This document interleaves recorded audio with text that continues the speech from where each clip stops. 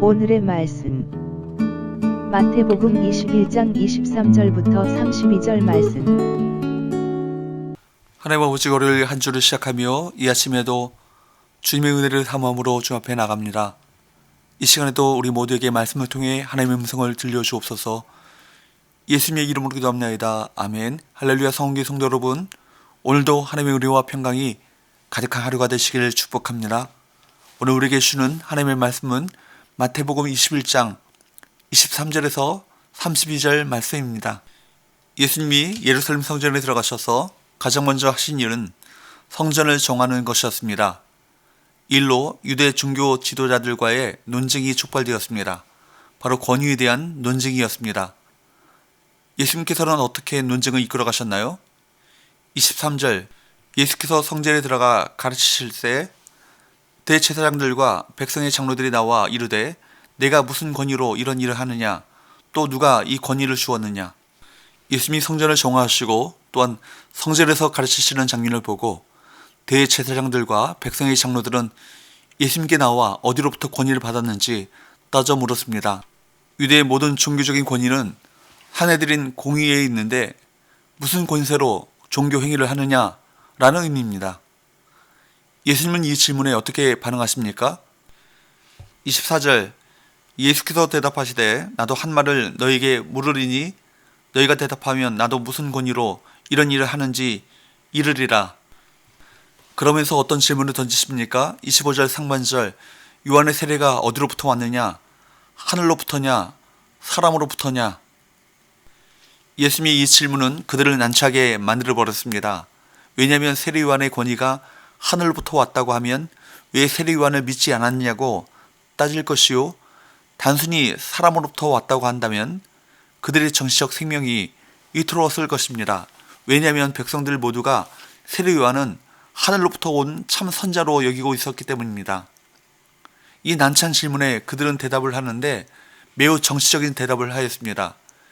27절 말씀을 보니까 그들은 이렇게 대답합니다. 우리가 알지 못하노라. 왜 모르겠습니까? 소신이 없는 것뿐입니다. 대답하고 싶은 것이 있는데 백성들의 여론이 무서워 모른다고 거짓 대답을 한 것뿐입니다. 그런 그들에게 예수님도 자신의 권위가 어디에서 연유했는지 말하지 않겠다고 대답하셨습니다. 그들이 진정 알지 못해 답변하지 못했다면 오녀신 예수님이 친히 가르쳐 주셨을 것입니다. 듣고자 하는 마음이 없고 오히려 주님을 배척하고 공격하려는 의도만 가진 이들이 있습니다. 주님은 그들에게 어떤 진리도 말씀해 주시지 않습니다. 이제 예수님께서는 거기에 더해 한 비유를 말씀하십니다.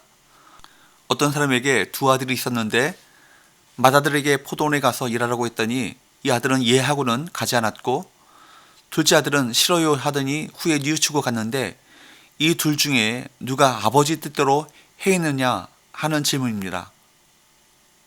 누가 아버지 뜻대로 행했습니까? 면전에서 예하고 가지 않은 아들입니까? 아니면 싫어요 하고는 후에 뉘우치고 간 아들입니까? 맏아들은 가겠다고 대답했지만 가지 않았습니다.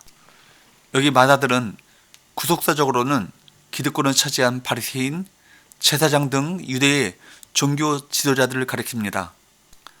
가겠나이다 하더니 가지 아니하고, 그들은 입으로는 하나님의 말씀에 순종하는 척 했지만 실행하지는 않습니다. 그러나 둘째 아들은 싫다고 했지만 뉘우치고 밭으로 갔습니다. 여기 둘째 아들은 기득권을 상실한 세리와 죄인들을 가리킵니다.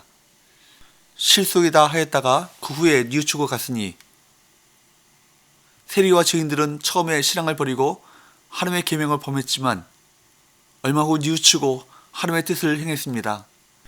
그들은 율법을 알지 못해 행하지 못했지만 예수님으로 말미암아 나타난 하나님의 참 뜻을 행하게 되었습니다. 31절, 그 둘 중에 누가 아버지의 뜻대로 하였느냐? 이르되 둘째 아들이니이다. 예수께서 그들에게 이르시되 내가 진실로 너에게 이르노니 세리들과 창녀들이 너희보다 먼저 하나님의 나라에 들어가리라. 이 비유에서 아버지의 뜻대로 행한 자가 누구입니까? 둘째 아들입니다.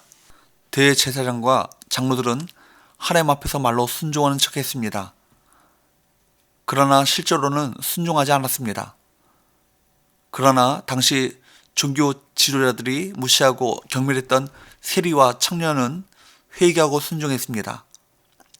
하나님의 말씀은 이러쿵저러쿵 해도 그 목적은 결국 사람을 변화시키는 것이고 그 변화는 회개에서 시작합니다.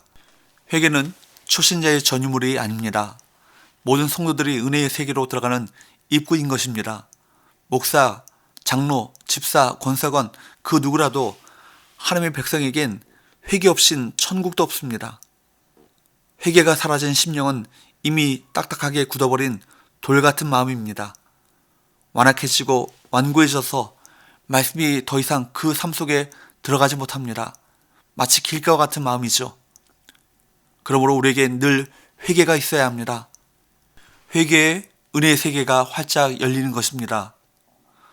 대제사장과 장로들은 팔짱을 끼고 구경만 했지 자기들은 도무지 회개하려 하지 않았습니다.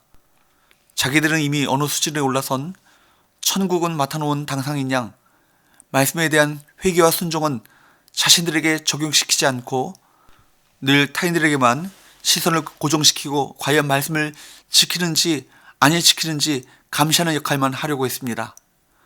그러니 이들에게 중요한 것은 회개와 변화보다도 자신들의 방식, 전통이었습니다. 맨날 권위나 따지고 정통교회냐 아니냐만 따지니 정작 인간의 변화에 대해선 무뎌질 수밖에 없었습니다. 여러분, 말로만 주님을 자신의 구주로 고백할 뿐 실제로는 주님의 뜻을 따르지 않는 이들이 참 많습니다. 하나님의 말씀에 순종하는 것처럼 말하면서 정작 아무것도 실천하지 않는 이들이 많습니다. 우리는 둘째 아들과 같이 자신의 죄를 회개하고 아버지의 뜻에 순종하는 자들이 되어야 합니다. 뉘우치는 자가 용서받으며 겸손히 자신을 돌아보는 자가 하나님의 뜻을 이루게 됩니다. 하나님의 나라는 회개하는 자들의 것입니다. 사랑하는 여러분, 하나님의 나라는 겸손히 자신을 돌아보며 하나님을 믿음으로 자기 자신을 부인하는 자들, 하나님을 믿음으로 하나님을 따르는 자들에게 주어집니다. 하늘의 권세를 가지신 주님의 권위를 인정하는 자는 이처럼 믿음을 통해 영원한 하나님 나라의 백성이 될 수 있습니다. 예수님의 통치가 미치지 않는 곳은 없습니다. 그리스도의 권위 앞에 모든 피조물은 무릎을 꿇어야 합니다. 주님의 권세 앞에 자신을 부인하고 회개하며 주님의 주권과 은혜를 믿는 자들이 진정한 하나님 나라의 백성인 것입니다. 우리 모두가 이러한 자들이 되어야 할 것입니다. 기도합시다. 하나님 아버지, 말씀 앞에 순전하게 회개하며 겸손히 주님의 말씀에 순종하는 자가 되길 원합니다. 연약한 저희를 불쌍히 여겨 주옵시고 늘 언제나 성령으로 충만하게 하여 주옵소서. 예수님의 이름으로 기도합니다. 아멘.